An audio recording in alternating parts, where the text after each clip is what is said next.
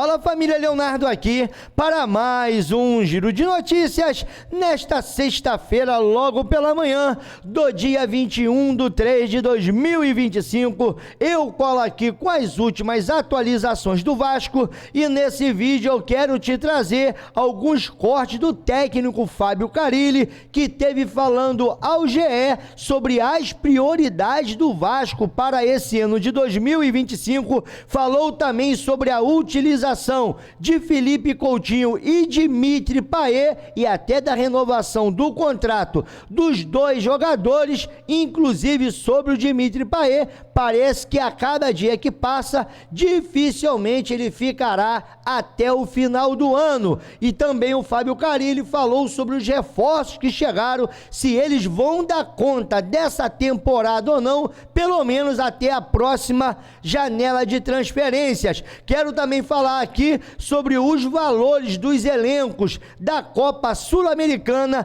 da Copa Libertadores e do grupo do Vasco da Gama. Só para você poder ter uma ideia, no grupo do Vasco, o Vasco é o time mais valioso e é claro que se a gente for olhar para investimento, a nossa expectativa teria que aumentar. Em falar em expectativa, faltam 9 dias para começar o Campeonato Brasileiro e a estreia do Vasco e 12 dias para o Vasco poder enfrentar o Melgar lá na altitude do Peru, e nós vamos trazer aqui para vocês todos os detalhes do Melgar, que é o primeiro clube que o Vasco irá enfrentar, e também a sua torcida, porque parece que lá eles exercem essa pressão sobre os times adversários. Vamos falar também aqui sobre a CBF, que quer agora, a partir do ano que vem, colocar na Copa do Brasil, na primeira fase e na segunda fase, jogos de ida e jogos também de volta. Vamos falar sobre toda a preparação do Vasco, sobre retornos, jogadores que podem estar de saída, ou seja, cola aqui conosco que nós temos muita informação, porque para poder finalizar, o menino Diego Souza teve falando sobre o Vasco, sobre a sua expectativa, ele que é vascaíno declarado, e o que o Vasco poderia fazer para qualificar mais esse elenco, para poder entrar na briga em algumas competições. Então vou chamar a vinheta e já já eu estou de volta.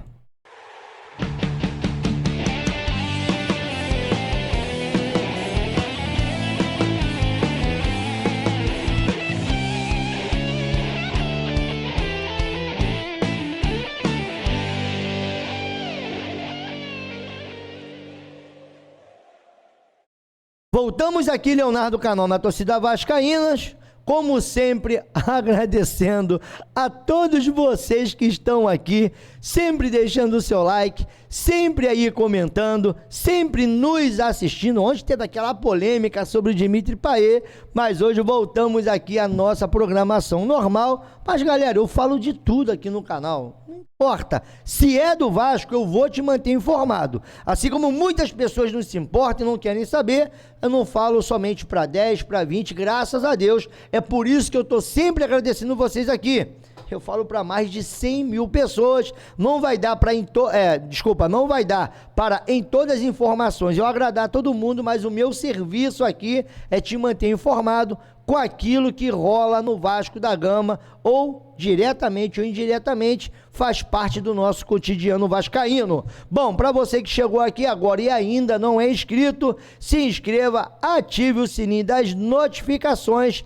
Olha só, ontem não tivemos live, tivemos que sair para resolver alguns problemas, estamos resolvendo ainda, não consegui fazer as 2 lives e nem o vídeo da tarde. Quero me desculpar, mas ontem realmente por motivo de força maior nós não conseguimos, mas geralmente aqui são 2 vídeos por dia e 2 lives. A primeira live às 10h30, hoje vai rolar, e a segunda live às 9h30 da noite, beleza? Agora, para a gente não ficar também somente nessa enrolação, nessa pedição de like, de inscrição, e se você gostar do nosso trabalho, você se inscreva. Se não, tá tranquilo, assiste aí e deixa a sua opinião. E nós vamos seguir aqui, com essa informação sobre a CBF. Vem lá do UOL Esporte, Rodrigo Matos, e foi repercutido lá na página de X do Planeta do Futebol. CBF indica aos clubes que pode aumentar a Copa do Brasil. A ideia seria que a primeira e a segunda fase fossem disputadas em 2 jogos de ida e volta. Hoje essas fases têm jogo único. A sugestão é do Edinaldo Rodrigues, presidente da entidade. Se for aprovada, a mudança apertará ainda mais o calendário brasileiro. É verdade, porque, cara, mas na boa, eu prefiro uma Copa do Brasil mais extensa e um campeonato regional mais curto do que ter esse campeonato chechelento, igual o campeonato carioca. Cada ano que passa, para mim, piora. Eu preferiria ter mais jogos de Copa do Brasil, porque eu acho maneiro essa emoção do mata-mata. Bom, é minha opinião, tá? Eu sempre acho emocionante, eu sempre acho bacana, e isso aí só se tem nessas competições de Copa. Para mim, antigamente era no Campeonato Brasileiro. Para mim poder seguir, tá aqui, ó, levantamento, rapaz, até esqueci de falar isso aqui. Mais uma vez fizeram uma pesquisa para saber o número de torcedores no Brasil. Flamengo tem 24,8%, o Corinthians, segundo essa pesquisa, 19,4%, o Palmeiras tem 8,1%, o São Paulo teria, acho que fica melhor assim, teria 7,7% e o Vasco só 4,8%. Engraçado que quando tem transmissões, igual lá, Palmeiras e Corinthians, e tá jogando Vasco lá e Bahia, aí quando vão fazer a divisão da onde vai passar os jogos no Brasil inteiro, geralmente sempre passam mais praças os jogos do Vasco do que desses times que estão acima. Eu acho que realmente o Flamengo está acima, mas eu tenho muitas dúvidas se o Corinthians é isso tudo. Inclusive a gente temos algumas informações a respeito de como isso é medido, mas enfim, como a informação foi algo sigiloso, acho que eu não posso falar. Mas, cara, não é bem assim. Quando se fala em vender direitos, sabe, de televisão. E o Vasco, bom, pelo menos na Liga Futebol União, é um dos clubes mais fortes. E também é um dos clubes mais fortes na Sul-Americana. Vasco é o 5º elenco mais caro da Copa Sul-Americana. E o 11º mais valioso entre todos da América do Sul. O Vasco vem para a disputa da Copa Sul-Americana como um dos grandes elencos da competição. Com um valor de mercado em aproximadamente 85 milhões de euros, segundo o Transfermarkt. O elenco cruz-maltino fica atrás do Corinthians, que tem 111 milhões investidos. Ali o Cruzeiro, 95 milhões de euros. O Grêmio tem um valor de 93 milhões de euros e o Atlético Mineiro, 88 milhões de euros. Como eu disse, o elenco do Vasco fica na 5ª colocação. Bom, pelo menos, segundo o Transfermarkt, o Vasco teria investido 85 milhões de euros nesse elenco, ou o elenco do Vasco tem esse valor, porque às vezes investe menos e o elenco acaba valorizando e ali aumenta o preço dos jogadores, o valor dos jogadores, e acaba também, consequentemente, aumentando o valor do elenco. Agora tem um outro detalhe, no caso do Vasco, de repente, valia 90 e veio, no caso, desvalorizando, mas hoje é 85 milhões de euros. Mas se nós formos falar dos clubes que irão disputar Sul-Americana e Copa Libertadores, o Vasco fica na 11ª colocação. Tem alguns clubes, como o Palmeiras, que já investiu 228 milhões de euros, aí depois dele vem o Império do Mal com 201 milhões de euros, o Botafogo, que foi campeão brasileiro e também da Libertadores, 119 milhões de euros, e o River Plate, 113 milhões de euros.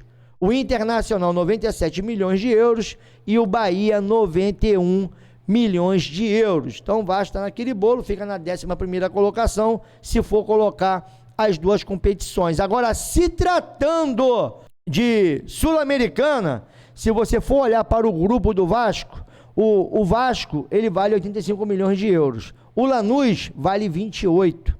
O Puerto Cabello vale 5. E o Melgar vale 10 milhões de euros. E a pergunta que eu te faço é se o Vasco gastou bem aí com seu elenco ou gastou mal. Agora vamos falar aqui sobre o Melgar, que é o primeiro time que o Vasco irá enfrentar pela Copa Sul-Americana. Esse jogo será em uma altitude de 2.335 metros acima do nível do mar. O Melgar é comandado pelo argentino Walter Ribonetto, que esteve no Talleres, da Argentina, em 2024. A equipe é líder do campeonato peruano, com 4 vitórias em 4 jogos e apenas um gol sofrido. Contudo, foi eliminado na pré-Libertadores para o Cerro Porteño, com 2 derrotas. No geral, ao menos no nível peruano, é um time bem eficiente, com posse de bola, finalizações e um jogo limpo, sem muitos cartões ou faltas. Agora, um outro detalhe é que eles jogam lá no estádio Monumental da Universidade Nacional de San Agustín.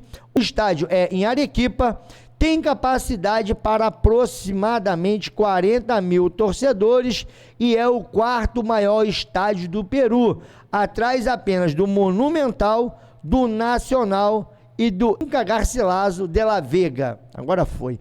Bom, e aqui eu vou trazer mais ou menos o ambiente que o Vasco irá enfrentar quando for jogar na altitude contra o Melgar. Como eu já disse aqui, é o primeiro jogo dessa Sul-Americana.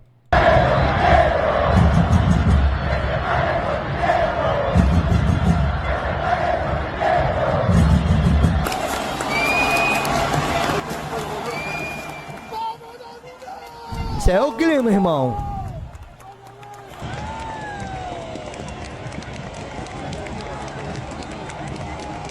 Lotado o estádio, tá? Lotado.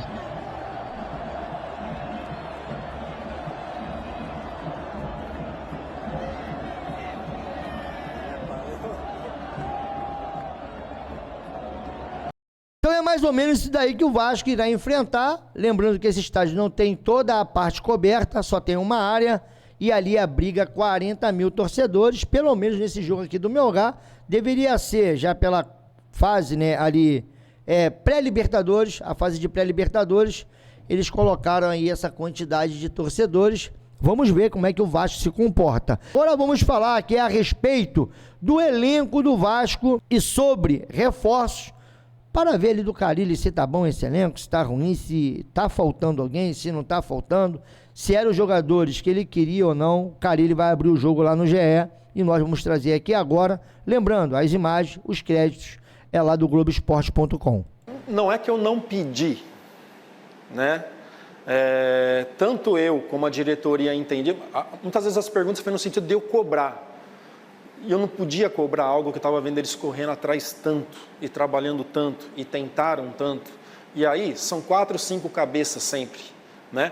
São os 2 clubes, é o Vasco de quem você está comprando, é empresário, é família, envolve um monte de questão. Então eu via eles trabalhando o tempo todo atrás de reforços. Chegaram, tá? Então Garré, Nuno e Lloyd, jogadores qualificados que estão num processo ainda de adaptação, principalmente pela nossa temperatura, que vem de lugares assim muito diferentes. Então assim, nós sabíamos das necessidades, mas eu não precisava cobrar porque era muito claro para todos e eu via o quanto que eles estavam correndo atrás disso. E agora não vejo, tá? A princípio, a não ser que seja alguma situação muito pontual, que apareça e o clube entenda de fazer. Então, para esse início, até o meio da janela do meio do ano, assim, acredito que não chegue mais ninguém e eu tenho que trazer essa responsabilidade para mim, que dá para a gente fazer um bom trabalho com o que a gente tem hoje, ainda mais com esse período de treinamento que a gente está tendo. Então, quer dizer, segundo o Carille, o Vasco aí tem um bom elenco, ele consegue trabalhar com esses jogadores e a expectativa é que ele faça, sabe, boas competições. Bom, só o tempo vai dizer. A impressão contra o Maricá não foi das melhores, mas também treino é treino, jogo é jogo. E é claro, né, por mais que a gente venha aqui reclamar, porque a gente fica puto como torcedor, mas também nenhum jogador bota o pé com tanta intensidade, sabendo que é um treino contra o Maricá e de repente ficar fora de uma estreia de Campeonato Brasileiro, uma estreia de Sul-Americana. Acho que ninguém quer ficar fora e a intensidade também dos times que vêm, os times menores, os caras também querem mostrar serviço. Por isso que eu falo, cara, tu pegar esse tipo de jogos, desculpa aqui a expressão, né? Mas é bater em bêbado. Se você bate num bêbado, você é covarde, né? Se você apanha, você é frouxo. Tá ligado, irmão? Então, pra mim, não compensa em nada esse tipo de confronto. E lembrando que, de repente, no sábado, o Vasco vai enfrentar o Boa Vista. Um outro detalhe é aqui, ó. Bom, essa aqui nós já falamos, né? Sobre o Fábio Carille, que ele concedeu em entrevista, mas agora ele vai falar sobre as prioridades. Quais são as competições que o Fábio Carille irá priorizar? Ele já esteve falando disso, mas saiu uma matéria falando que a gestão estava priorizando a Sul-Americana, mas o Fábio Carille não pensa igual, pelo menos a gestão do Vasco não, tá? Não muda, eu tenho que confiar muito quem está do meu lado. Sei que somos julgados e questionados pela questão de resultados. Se estiver ganhando, tá legal. Se não tiver, a gente é cobrado, e não é só aqui no Vasco. Isso é geral, né? A respeito das competições, são menos jogos, porém são mata-mata. Você não pode errar. O Campeonato Brasileiro é um campeonato que te dá o direito de errar. Você pode ser campeão com algumas derrotas.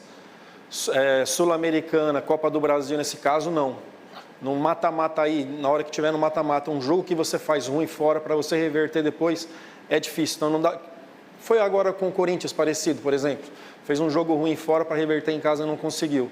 Então são competições diferentes, mas nós temos que levar as 3 competições com uma seriedade muito grande. Então, sempre priorizar o próximo jogo, independente da competição que for. Quero as 3, né? Mas assim, são 3 competições que hoje são valorizadas demais. Brasileiro sempre foi, Copa do Brasil de uns anos para cá, gigantesco que ficou, não só pelo profissional, por você buscar objetivos, mas também financeiramente para os clubes, e a Sul-Americana aí, que é uma divisão abaixo da Libertadores, né? Então são 3 competições assim que hoje é muito valorizada e a gente vai trabalhar aí para estar sempre lá no alto das 3. Então é isso aí, né? O Carille com essa pretensão de estar valorizando as 3 competições. No caso, né, o Vasco já pensa diferente, mas nós vamos ter que aguardar para ver isso daí na prática. Não, eu quero as 3. Bom, eu acho que o Vasco não tem elenco para as 3 competições, mas eu queria saber também da sua opinião. E agora nós vamos falar de Dimitri Payet, porque, bom, esquecendo lá o lance dele lá, Blumenau, etc., voltando a falar sobre sua renovação. Segundo a Itatiaia Esporte, que foi repercutido lá pelo Planeta do Futebol, diz assim: Vasco não tem interesse em renovação de contrato e Payet deve deixar o clube no meio do ano. No momento, a diretoria está irredutível em relação à saída do camisa 10. Além de não estar rendendo em campo, Payet tem um dos maiores salários do elenco. A saída é considerada inevitável.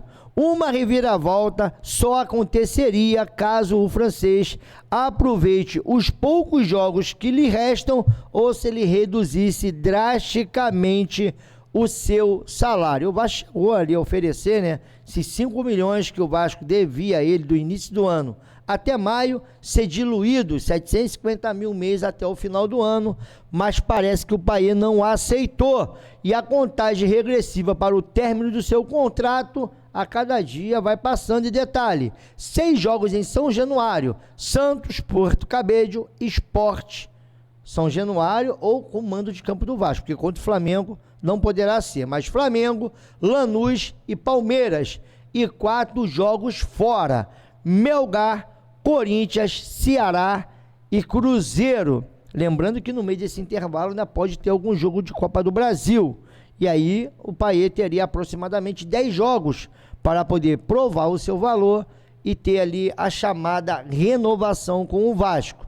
Mas, segundo o próprio Fábio Carille, ele conta com o jogador, enquanto estiver aqui, vai tentar utilizar da melhor forma possível, mas quando fala na renovação de contrato, se liga. Entender o tamanho de alguns jogadores, até pela história que eles construíram. Você tem 2 jogadores aqui no elenco que têm um tamanho inegável internacional, mas estão numa curva final de carreira, principalmente o Payet, né, pela idade. Mas o Coutinho, pela frequência em jogos, frequência de lesões, já não parece ser o jogador que fisicamente consiga entregar o que ele entregou em um momento na carreira, que é perfeitamente normal. Dito isso, assim, qual o plano para esses dois jogadores na sequência da temporada? Tá muito colado com o departamento médico e físico, para que a gente possa dar saúde para esses jogadores por mais tempo. Muitas vezes ficar fora de um jogo do que perder por 20 dias, 30 dias, né? E aí hoje 20 dias, 30 dias, você perde 8, 9 jogos, né? Com essa correria que vai ser até a parada no meio do ano. Então é isso, reuniões diárias, observando o dia a dia, tendo relato dos jogadores também nessa questão de hoje eu estou legal para treinar, hoje não, esse jogo é bom segurar, para que a gente consiga deixar o nosso departamento médico muito vazio durante a temporada toda e ter a maior tempo da temporada, esses jogadores dentro do campo à minha disposição. Mas você, como capitão do barco, recomenda a extensão do contrato dos jogadores? Ah, você perguntou disso? Também tem essa questão. Vamos esperar, porque da parte técnica sim, mas a gente tem que entender de parte financeira, de parte de um monte de coisa aí que a gente tem que entender o clube. É claro que tem alguns meses ainda para isso, né? Não foi conversado, mas é melhor a gente esperar e entender tudo. Entender tudo para poder saber o que o Vasco irá fazer. Esse pedaço aqui não saiu, mas é mais ou menos isso que ele falou. Só tem um detalhe, né? Os dois ali, eles custam ao Vasco mais de 3 milhões de reais. Um vai rodar. Bom, para mim, do jeito que tá, por mais que eu queira acreditar que o Felipe Coutinho vai surpreender, e tomara que surpreenda, lembrando que esse lance de 10 jogos aí pro Payet é aproximadamente também os jogos que o Coutinho terá pelo Vasco. E é claro, porque vai ter a parada da data FIFA e tudo mais, vai ter esse Super Mundial, e fica toda essa questão. Será que o Coutinho também não irá renovar? Será que tem que renovar?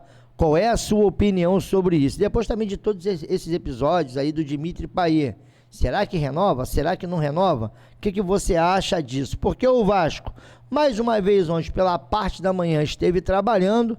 Tem até algumas informações que eu vou trazer na nossa live a respeito até do Lloyd, sabe? Porque saiu uma informação que o Lloyd não estaria tão bem. Bom, eu acho que não é bem isso não, tá? Parece que o Lloyd tem agradado nos treinamentos pelo lado direito. Vamos esperar para ver o que acontece aí nesse início de brasileiro, mas já tem uma galera colocando uma expectativa maior nos reforços. Tomara que esses caras também consigam jogar. E para falar sobre jogadores de lado de campo, se liga aqui, Diego Souza. É ídolo de uma parte da torcida aí, principalmente dos torcedores mais jovens. E ele vai estar falando aqui como o Vasco tem que se comportar e o que o Vasco tem que fazer para melhorar o seu desempenho dentro de campo. Cara, ele é um treinador que eu respeito muito, um treinador... Aí, tomara isso aqui não dê direitos autorais, porque senão, infelizmente, vai acontecer um corte aqui por causa dessa musiquinha do fundo. Que consegue organizar, sempre conseguiu seus objetivos, mas o que eu acho é que o elenco do Vasco precisa de uma melhora, sabe? Ainda mais em jogadores de decisão. Beiradas que conseguem resolver partidas. Eu acho que isso é o mais importante. O Vasco precisa hoje concentrar seu dinheiro, suas forças, para trazer um beirada de verdade que dribla e que resolve o jogo. Fora isso, o Vasco vai brigar ali no meio de tabela, porque as outras equipes vêm se reforçando muito bem. Esse Campeonato Brasileiro, sem dúvida, vai ser um dos mais difíceis dos últimos anos. Vai ser o mais difícil dos últimos anos. Então, quem se preparar melhor vai ter um pouco mais de vantagem. Quem não conseguir se preparar bem vai sofrer muito. Cara, ele é um... Então, quer dizer, o Diego Souza falando categoricamente ali ao lance que esse será um dos campeonatos mais difíceis, sabe, desses últimos anos, que o Vasco precisa se preparar bem, que tem um time para meio de tabela, mas que o Vasco precisaria investir em jogadores de lado de campo que viesse para resolver, não só para compor elenco, mas o cara que viesse para poder, no caso, potencializar até mesmo o ataque, porque às vezes a gente reclama tanto do Verratti e tudo mais, a gente sabe que o Verratti com a bola no pé, fora da área principalmente, é um desastre, mas quando a bola chega ali para ele em condições, o Verratti, ele, pelo menos, até mesmo com o pé, sabe? Ele finalizando de primeira, sem precisar de muita condução, ele consegue render. E também aéreo, o Verratti para mim é o melhor centroavante do Brasil em termos de jogo aéreo. Então, quer dizer, o Diego Souza fala categoricamente, tem que investir ali dos lados, cara. Traz um jogador ali para poder quebrar linhas, para poder criar aquela fumaça e dar mais condições aos atacantes e também ao time do Vasco. E eu queria saber da sua opinião sobre isso tudo aí, porque Diego Souza é vascaíno pra caramba, engraçado, né? Cria lá do Flucê, se eu não estiver enganado é isso, né? Me corrija aí, mas não é cria do Flucê, o Diego Souza? Mas mesmo assim, cara, quem bebe da água de São Januário esquece, né? Vira vascaíno e são vários, tá? E o grande detalhe, eu queria saber da sua opinião sobre o Carille falar que esse elenco já é o suficiente. Esse elenco tá pronto, é isso daí mesmo, até o meio do ano dá para fazer um bom trabalho. Palavras do Carille. E também sobre essa situação da renovação do Payet e também da renovação do Felipe Coutinho. Você renovaria com os dois? Você não renovaria com eles? Ou você renovaria com o Payet ou com o Coutinho?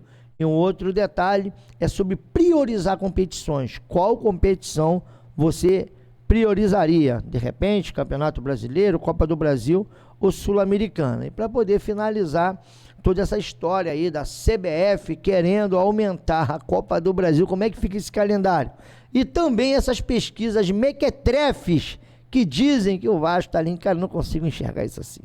Não sei vocês, eu não consigo enxergar, principalmente quando divulgam, sabe, jogos que vão passar de várias equipes e sempre aí na grade da Globo, o Vasco está em 10, 15 estados. E um outro detalhe disso tudo, fala aqui comigo a respeito do que você está achando dessa história do Vasco aí ser um dos times mais valorizados do Brasil, porque nós vamos pegar o Melgar, e você sentiu, do Brasil não, da Sul-Americana e também da Conmebol Libertadores. Por que não dizer da Conmebol? Enfim, porque o Vasco vai pegar o Melgar e você sentiu lá a pressão dos caras, né? Os caras lá gostam de fazer barulho na altitude e o Vasco tem que estrear bem. Mas pelo que o Carille falou ali quando ele disse sobre priorizar, ele, ó, viu lá o Corinthians? Tomou uma sacolada e depois não conseguiu correr atrás. Meu irmão, pra mim, lá na altitude, pro Carille, empate é vitória. É só a minha opinião, mas eu queria saber da sua, valeu? Tô metendo o meu pé, beijo no coração e mais tarde eu volto aqui pra live e depois também para o nosso vídeo da tarde, depois pra nossa live da noite. Fui que fui, acabou a moleza, né? Ontem eu não consegui gravar, mas hoje o couro vai comer na casa de Noca. Fui!